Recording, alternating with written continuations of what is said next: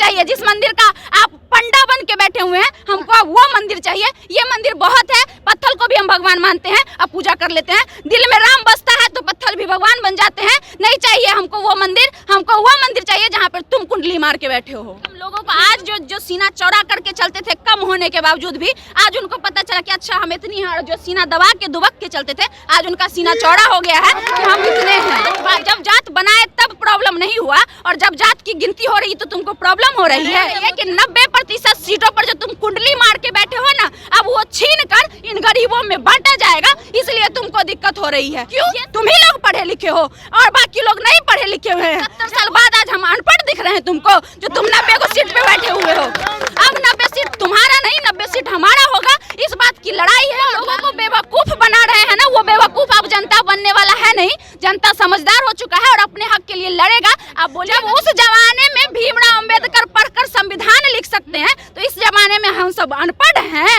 और इस जमाने में हम गवार हैं। जो तुम 90 को सीट पे, हम 10 सीट पर भी नहीं रहेंगे। नमस्कार, मैं फरहत, अब से आप देख रहे हैं नेशनल दस्तक। देखिए, गैस सिलेंडर का 200 दाम जो कम हो गया है। नरेंद्र मोदी जी कहते हैं कि महिलाओं को राखी का गिफ्ट दिए। वहीं दूसरी तरफ गांधी जयंती के दिन जो है जातीय जनगणना का रिजल्ट है जो सामने आया है, डाटा सामने आया है। ऐसे में बिहार सरकार भी जो एक गिफ्ट दिए, कुछ लोग इस गिफ्ट को अपना रहे, वहीं दूसरी तरफ इस गिफ्ट को जो नकार रहे, बोले जातीय जनगणना नहीं होना चाहिए। ऐसे में हम पब्लिक के बीच है, हम पब्लिक से जानते हैं कि जातीय जनगणना होना चाहिए था, नहीं होना चाहिए, कितना खुश है नहीं खुश है जानते हैं। क्या कहिएगा मैम, जातीय जनगणना होना चाहिए था कि नहीं? बिल्कुल होना चाहिए था। जो नीतीश कुमार और तेजस्वी यादव या फिर लालू यादव आज किए हैं ना, वो उनको आज से 30 साल पहले कर देना चाहिए था। अब तक जितने शोषित हैं, जितने वंचित हैं, जितने दलित हैं, उनको आज तक अधिकार मिल चुका होता, जो अब तक नहीं मिला है। वो जो आज की है ना, आज से 30 साल पहले, क्योंकि लगभग 30 सालों से दोनों लोगों की सरकार चल रही है, 30 साल पहले कर देना चाहिए था। कम से कम लोगों को आज जो सीना चौड़ा करके चलते थे, कम होने के बावजूद भी, आज उनको पता चला कि अच्छा हम इतनी हैं। जो सीना दबा के दुबक के चलते थे, आज उनका सीना चौड़ा हो गया है कि हम इतने हैं। ठीक है, और बहुत बड़ा काम हुआ है। ठीक है मैम, लेकिन इससे तो जात पात हो रहा है ना। जात पात अगर बनाना ही नहीं था तो तुम जाति में बांटे क्यों?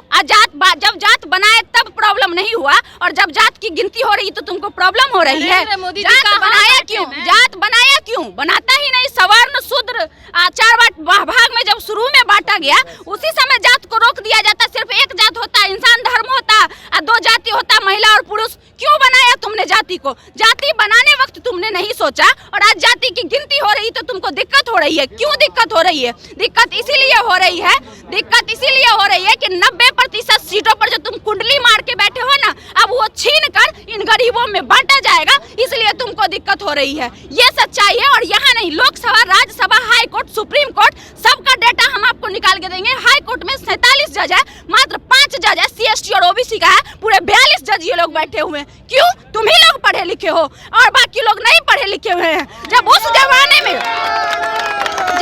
जमाने में भीमराव अंबेडकर नीची जाति का होकर पढ़ के संविधान लिख सकते हैं, तो क्या 70 साल बाद आज हम अनपढ़ दिख रहे हैं तुमको, जो तुम 90 को सीट पे बैठे हुए हो? अब 90 सीट तुम्हारा नहीं, 90 सीट हमारा होगा।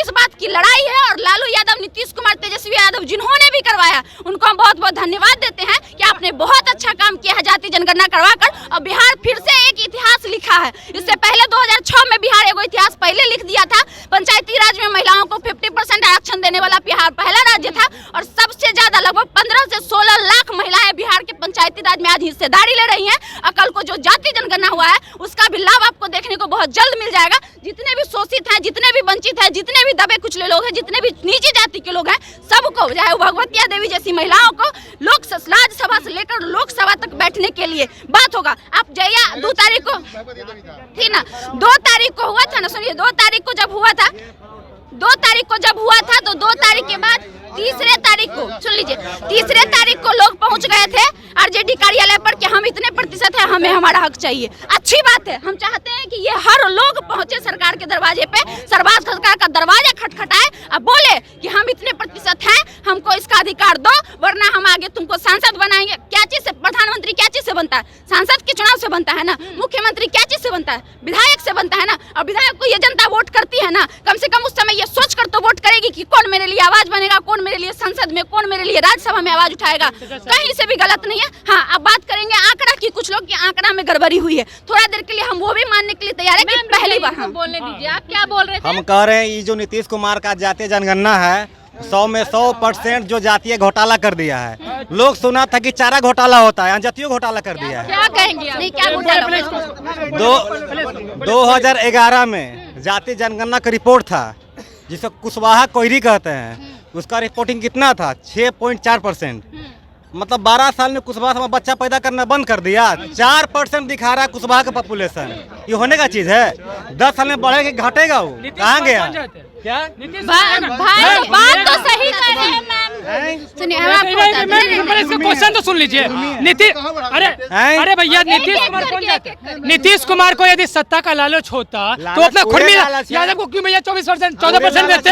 खुरमी को वो तो खुद खुरमी है ना। नीतीश कुमार खुद तो खुरमी है। किसी का नहीं है, सत्ता के चलते कुछ कर देगा वो, समझ गए? तो क्यों का डाटा जो बोल रहे हैं सही है, लेकिन आज से पहले कहाँ थे जब कम परसेंटेज में ज़्यादा ओबीसी जनरल का आरक्षण दिया जा रहा था, ईडब्ल्यूएस का? तो एक कुशवाहा समाज कहाँ था उस समय? उसका हक नहीं मारा क्या? कुशवाहा समाज 6% था तो रोड पे उतरा अपना हक लेने के लिए। आज जब इसको हक देने की बात आया तो ये आज उछल रहा है कि 4% हमको काहे कर दिया। तुम 6% था तो तुम्हारा भी तो हक ले रहा था ओबीसी जनरल तुम्हारा, तब वो कहाँ था वो? आज नीतीश कुमार तेजस्वी यादव की सरकार इतना अच्छा किया है काम कि कम से कम जनरल वालों को ये तो सबक मिलेगा ना कि भाई हम इतना कम होते हुए भी इतना ज़्यादा आरक्षण मांगते हैं, हम इतना कम होते हुए इतना आरक्षण का डिमांड कर रहे हैं, हमें भी थोड़ा सा मतलब गिल्टी फील होना चाहिए। और जहाँ तक इनकी बात है, ये बेवकूफ़ आदमी है, पूछिए। सुन लीजिए ना, एक मिनट सुन लीजिए, सुनिए ना, एक मिनट सुन लीजिए। आज से 3 महीना पहले जब जातीय जनगणना शुरू हुई थी तो इन लोग देखिए, आज से 3 महीने पहले जब जातीय जनगणना शुरू हुई थी तब भी इन लोग के पेट में दर्द हुआ था और हाई कोर्ट से सुप्रीम कोर्ट तक पहुंच गए थे। उसको ये लोग नहीं रोक पाए, सफल नहीं हुआ। अब सुनिए, उस समय ये लोग इसलिए लड़ रहे थे कि जातीय जनगणना नहीं होनी चाहिए, लेकिन जब आंकड़ा आया है तब ये लोग इसलिए लड़ रहे हैं कि हम कम हो गए। वाह भैया, मतलब कहीं ना कहीं कम होने के जिम्मेदार भी तुम खुद हो। मान रहे हो ना इस बात को? यही बात जब जातीय जनगणना हो रहा था, जब जातीय जनगणना शुरू हो रहा था तो तुम विरोध कर रहे थे इस चीज का कि जातीय जनगणना होना ही नहीं चाहिए, और आज जब हो गया है तो तुम अब जातीय जनगणना का गलत इसलिए साबित कर रहे हो ताकि किसी भी प्रकार से नीतीश कुमार के इसकी अधारे पे पानी फेर सको और इस जातीय जनगणना को गलत साबित कर दो। फिर भी सुन लो भाइयों, तब भी हमको तुमसे कोई आपत्ति नहीं है। अगर तुमको लगता है कि नीतीश कुमार का जातीय जनगणना का रिपोर्ट गलत है तो तुमसे हम निवेदन करते हैं, तुम माननीय प्रधानमंत्री मोदी जी को कहो पूरा देश में जातीय जनगणना करवा दे और तुम उसी आंकड़ा को मान लेना। हमको कोई आपत्ति नहीं है, तुम उसी आंकड़ा को मानना, लेकिन मोदी जी से अपील करो कि सिर्फ बिहारी में क्यों, पूरा भारत देश में करवा दे। हम खुश हैं और तुम्हारे साथ हैं। क्या कहते हैं, जातीय जनगणना होना चाहिए था? एकदम होना चाहिए था। लेकिन कुछ लोग बोल रहे हैं कि इससे जात पात ज्यादा हो जाएगा, हम क्यों किसी को अपना जात बताएंगे? क्या प्रॉब्लम है? जो जितनी जाति में रहेगा उतना ही ना उभर के सामने आएगा। और सरकार के पास एक डाटा होता है, ठीक है, डाटा से भी वो बता देगा कि भूमियार का संख्या कितना है, यादव का संख्या कितना है, तेली का संख्या कितना है, बनिया का संख्या कितना है, वो डाटा भी बता देगा वो। तो अगर उनको ये दिक्कत है कि डाटा मेरा कम किया गया है, संख्या मेरा कम किया गया है, तो अपना एक कमेटी बना के, संस्था बना के वो अपने जाति को आधार कार्ड के माध्यम से या वोटर आईडी के माध्यम से वो आंकड़ा अपना निकाल सकते हैं। मोदी जी कह रहे हैं ये वोट पाने का खेल है बिहार में। मोदी जी क्या हुआ? टाइटल हुआ, और जब आपने टाइटल लगा लिया मतलब आप जातिवाद हैं। आपने मोदी कुमार क्यों नहीं रखा?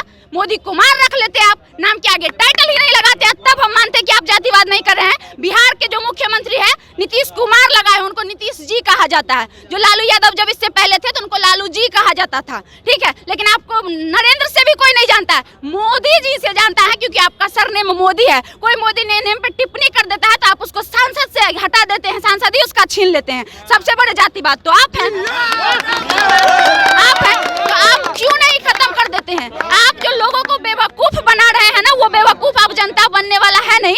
जनता समझदार हो चुका है और अपने हक के लिए लड़ेगा। आप बोलिएगा तो हम डाटा दिखाने के लिए तैयार हैं कि कैसे ये लोग 90% पर कुंडली मार के बैठा हुआ, वो भी देख लीजिए।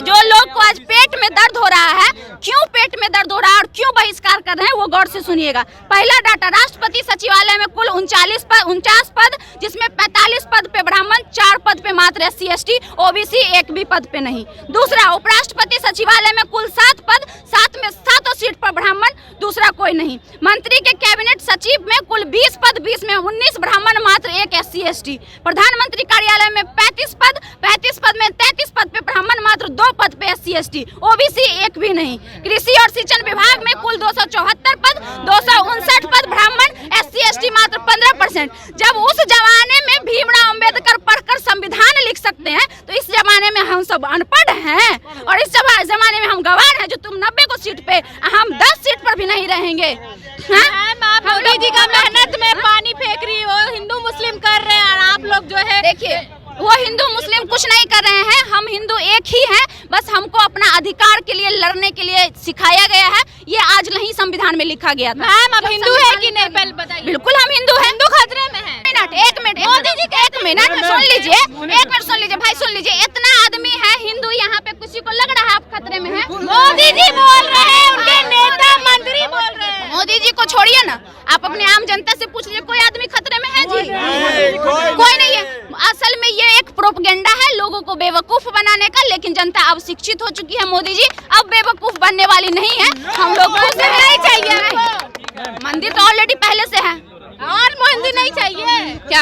हाँ चाहिए ना, शिक्षा का मंदिर चाहिए। नहीं चाहिए, मंदिर भी चाहिए। सुन लीजिए, वो भी सुनना चाहते हैं ना आप? हम लोग को शिक्षा का मंदिर चाहिए, हम लोग को स्वास्थ्य का मंदिर चाहिए, हम लोग को वो जगह चाहिए जहाँ पे वो लोग बैठ के कुंडली मारे हुए हैं। हमको लोकसभा मंदिर चाहिए, अब हमको राज्यसभा मंदिर चाहिए, जिस मंदिर का आप पंडा बन के बैठे हुए हैं, हमको अब वो मंदिर चाहिए। ये मंदिर बहुत है, पत्थर को भी हम भगवान मानते हैं, अब पूजा कर लेते हैं। दिल में राम बसता है तो पत्थर भी भगवान बन जाते हैं। नहीं चाहिए हमको वो मंदिर, हमको वो मंदिर चाहिए जहाँ पर तुम कुंडली मार के बैठे हो। नहीं चलेगा, लेकिन बीजेपी वाला जो एजेंडा जो संभाले अपना जो जुमला दे रहे हैं, पूरा अपना ताकत लगा दिए हैं। अभी नया संसद बना है, रमेश भदौड़ी वहाँ एक मुसलमान संसद को बोलते हैं मुल्ला कटुआ, तुम बाहर निकलो, तुमको मारेंगे पीटेंगे। ये बीजेपी ये काम करवाना चाहता है, हिंदू में मुस्लिम में दंगा करवाना चाहता है। वो बैठ के संसद में, संसद होता है, न्यायालय का मंदिर होता है, सारे संसद उस जगह बैठ के इस देश को आगे बढ़ाने का काम करते हैं वो। अब वहाँ पर आप बोलते हैं मुल्ला तुम बाहर निकलो पाकिस्तानी, तुमको बाहर काटेंगे। ये उनका सिखाया हुआ प्रत्याशी है, वो संसद में भेजा वो भदौड़ी, रमेश भदौड़ी, उसको तो अभी तक उसमें कार्रवाई नहीं हुआ है। कार्रवाई करके तो तिहाड़ जेल जाना चाहिए, उसको भी तिहाड़ जेल में भेज देना चाहिए उसको। नेशनल दस्तक की आपसे गुजारिश है कि अगर इसको बचाना चाहते हैं तो नेशनल दस्तक को सब्सक्राइब करने के लिए रेड कलर के सब्सक्राइब बटन को दबाएं, फिर बेल आइकन की घंटी दबाएं। नेशनल दस्तक को बचाने के लिए बहुत जरूरी है कि हर खबर को शेयर करें, लाइक करें, कमेंट जरूर करें।